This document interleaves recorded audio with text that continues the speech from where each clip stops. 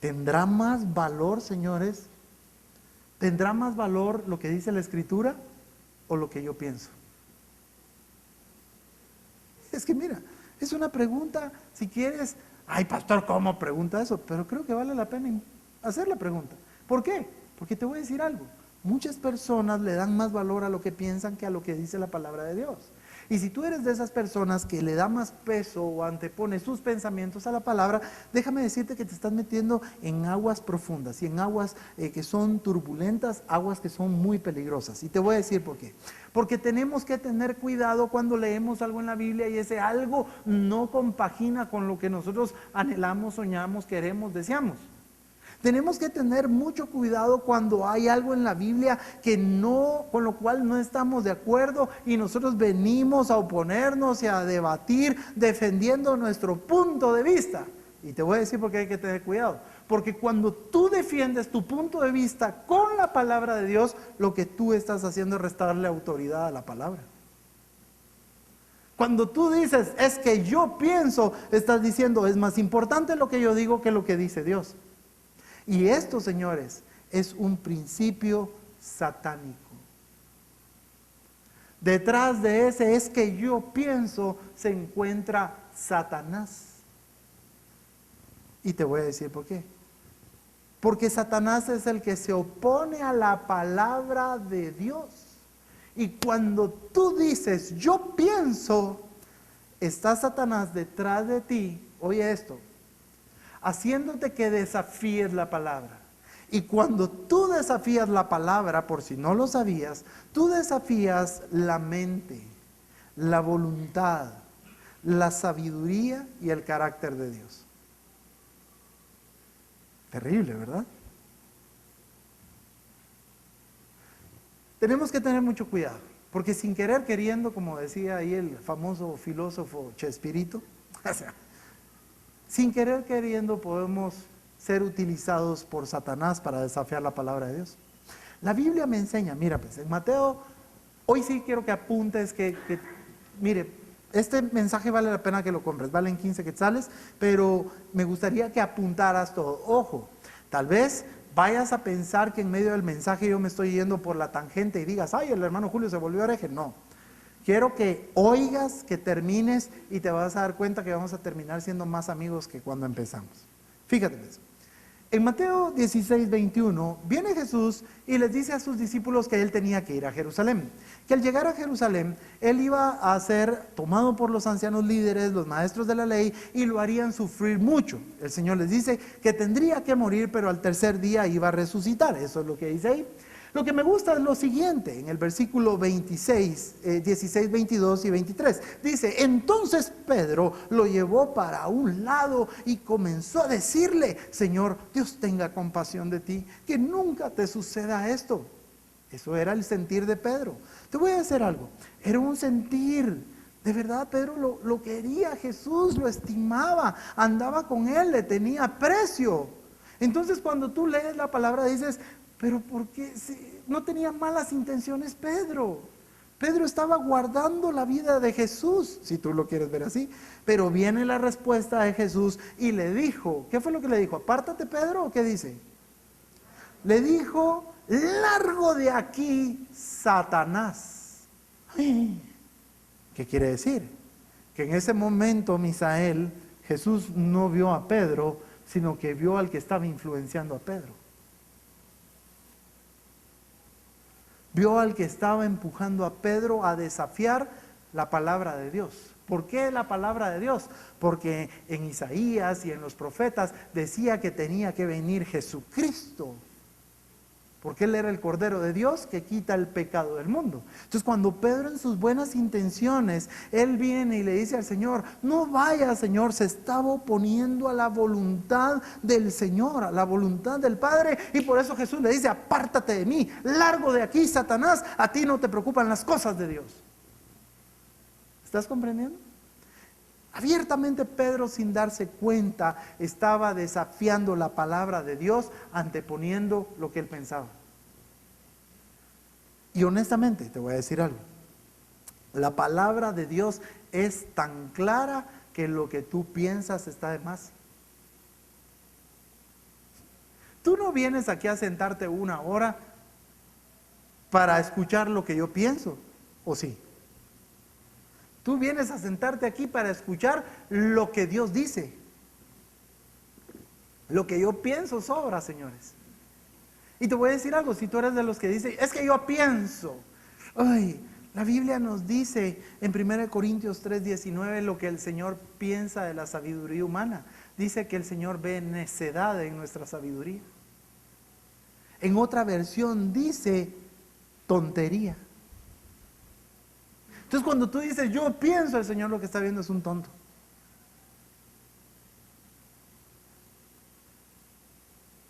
Te voy a hacer un par de preguntas, unas 3 son. ¿Qué es en realidad lo que hace que el pecador se arrepienta? ¿Qué es lo que hace que una vida sea transformada? ¿Qué es lo que hace que la gente empiece a caminar por ese camino de salvación para vida eterna? ¿Lo que dice la palabra o lo que tú piensas? ¿Ah? ¿Te das cuenta? Lo que pensamos está de más. Por eso, mira, pues, esa forma diferente de pensar y esa forma en contra de Dios fue la que llevó a Satanás a estar en el orgullo, y eso fue lo que hizo que lo expulsaran del cielo. Ahí está en Ezequiel 28, 15 al 17, Isaías 14, 13 al 15. Eras perfecto en tu creación hasta que se encontró en ti, ¿qué? Maldad. Fíjate, pues, te voy a enseñar algo. Romanos dice, Romanos 8:7, cuando alguien cuando alguien se deja controlar, estoy usando palabra de Dios para todos, cuando alguien se deja controlar por su mentalidad humana, está en contra de Dios y se niega a obedecer la ley de Dios, de hecho no es capaz de obedecerla. Quiere decir la palabra del Señor algo muy importante, que si tú dejas que tus pensamientos, que si tú dejas que tu forma de pensar gobierne tu vida, papito lindo, tú te estás rebelando en contra de Dios. Y si tú te rebelas en contra de Dios, eres más tipo no de Cristo, sino de anticristo.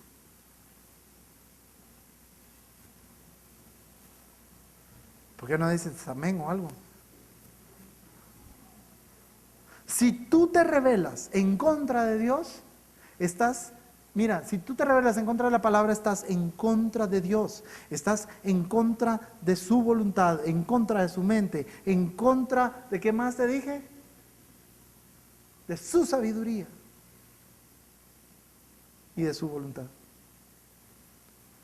Algo que me ponía a pensar es ¿por qué la gente debate tanto la Escritura? ¿Por qué debatimos? Porque, no, es que eso no me parece. Es que eso no debe de ser así. ¿Por qué? Te voy a hacer una pregunta. Para todos los que desafían la palabra de Dios y debaten la palabra de Dios, ¿será que la palabra de Dios necesita una revisión? ¿Ah? ¿Será que Dios se confundió? ¿Y entonces por qué la desafiamos?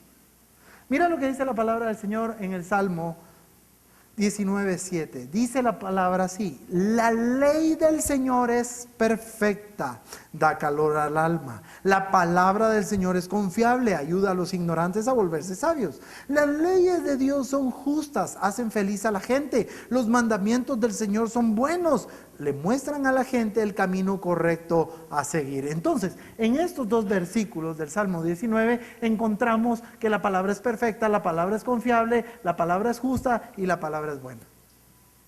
Ahora te voy a hacer una pregunta. Si entonces la palabra es perfecta, confiable, buena y justa, ¿será que es de una manera parcial o en su totalidad? ¿Ah? Uy, entonces ¿por qué somos selectivos? Entonces ¿por qué unas cosas sí las cumplimos y otras no? Fíjate pues, esto es interesante y la pregunta es más interesante así, porque hay algunos que entran en discordia y entran en disposición para obedecer la ley de Dios. Y te voy a decir por qué, porque lastimosamente existe una interpretación errónea. Lo vuelvo a decir, existe una interpretación errónea en la que deja sin ningún efecto la ley establecida por Dios en el Antiguo Testamento.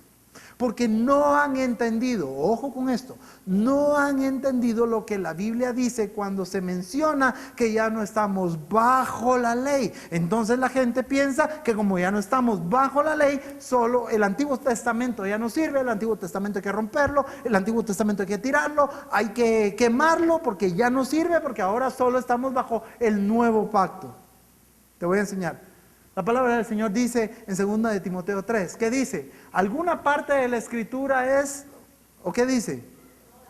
Toda la escritura es inspirada por Dios. Quiere decir tanto el Antiguo Testamento como el Nuevo Testamento. Toda la escritura es inspirada por Dios y es útil para enseñar, para redarguir, para corregir, para instruir en justicia. Mira lo que dice. A fin, esto me gusta, o sea, es el fin de la palabra de Dios. A fin de que el hombre de Dios sea perfecto, enteramente preparado para toda buena obra. Mira lo que dice Romanos. Hoy sí vamos a llevar bastante Biblia porque quiero demostrarte algo. Romanos 7:12. De manera que la ley a la verdad. Mira, ¿quién escribió Romanos? Ok. ¿Y qué es lo que está diciendo Pablo? Mira, te voy a enseñar. A veces o no sabemos quién es el que escribe las cartas, o no sé, Pablo se le adjudican 13 epístolas, 13 cartas en el Nuevo Testamento. Es una de las mayores influencias para la iglesia. Pero mira esto pues, Pablo, ¿quién escribió Gálatas? Pablo viene y mira pues, dice acá en Romanos 7:12, de manera que la ley a la verdad es santa. El mandamiento santo, justo y bueno. Cuando tú lees las cartas de Pablo, parece como que Pablo se contradijera. Pero señores, Pablo no se contradice. La Biblia, señores, no se contradice. Yo te lo voy a demostrar. Entonces, no solo la Biblia es perfecta, no solo la Biblia es confiable, no solo la Biblia es justa, no solo la Biblia es buena, sino que Pablo dice que también es santa. La escritura, la ley. Ahora mira pues, 1 Timoteo 1:8 dice, sabemos que la ley es buena si se aplica ¿cómo? Guay. Entonces, el fin de la ley, señores, el fin de la ley es mostrar nuestro pecado y que busquemos a Cristo. Ese es el fin de la ley. El fin de la ley es demostrar lo pecadores que somos para que acudamos a los pies de Cristo y aprendamos la vida de Cristo, que es una vida recta y agradable a Dios. ¿Estamos de acuerdo con eso? ¿Estamos de acuerdo, iglesia? Ok. He escuchado mucha gente decir, ya no estamos bajo la ley, porque la Biblia lo dice, pero la gente no ha entendido. Si ya no estamos bajo la ley, para todos los que dicen que ya no estamos bajo la ley, entonces, Maquito, si ya no estamos bajo la ley, puedes tener otra mujer. No vas a decir aleluya que te reprendemos.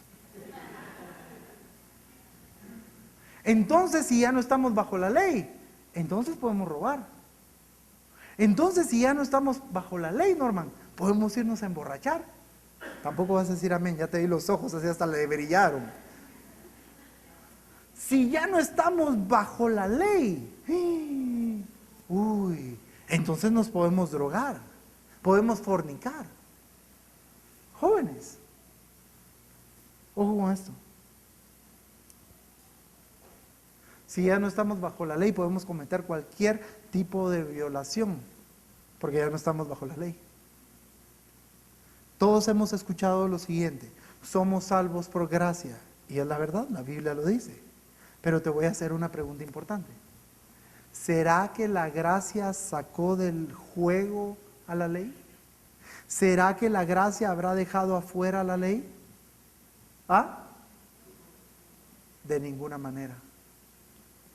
Si tú aceptas, si tú eres de los que dices que ya no estamos bajo la ley, ya no tenemos que cumplir esto, entonces ¿por qué Jesucristo, que es nuestra autoridad máxima, viene y dice en el versículo 17 de Mateo 5, no piensen que ¿qué?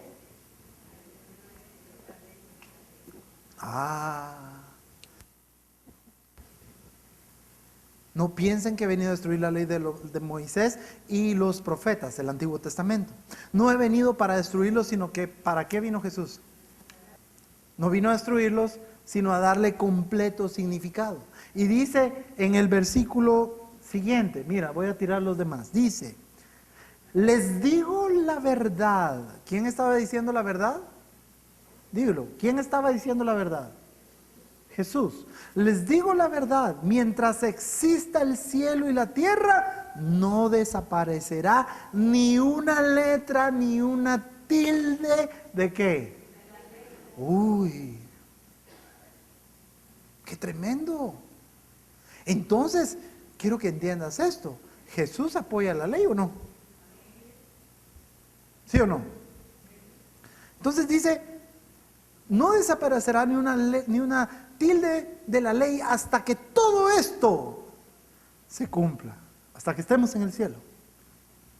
Y dice, así que cualquiera que desobedezca algo de los mandamientos más pequeños y les enseña a otros a desobedecerlo, será llamado más pequeño en el reino de Dios. En cambio, el que los obedezca a todos y enseñe a obedecerlos, será llamado grande en el reino de Dios. Entonces, quiero que te des cuenta de algo. La gente dice que ya no estamos bajo la ley sin entender lo que la Biblia quiere decir. La gente dice ya no estamos bajo la ley sin entender exactamente cuál es el verdadero sentido del concepto bíblico. Y eso es lo que yo te quiero demostrar. En primer lugar, mira pues, llegué a una conclusión y es que esa doctrina errada, esa mala interpretación, lo que esconde es el pensamiento del hombre pecador que está desesperado por justificar de alguna manera su vida ante los ojos de la ley que está quebrantando.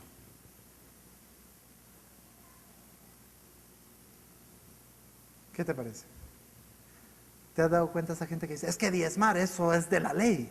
Es gente que está viendo cómo justifica que es ladrona.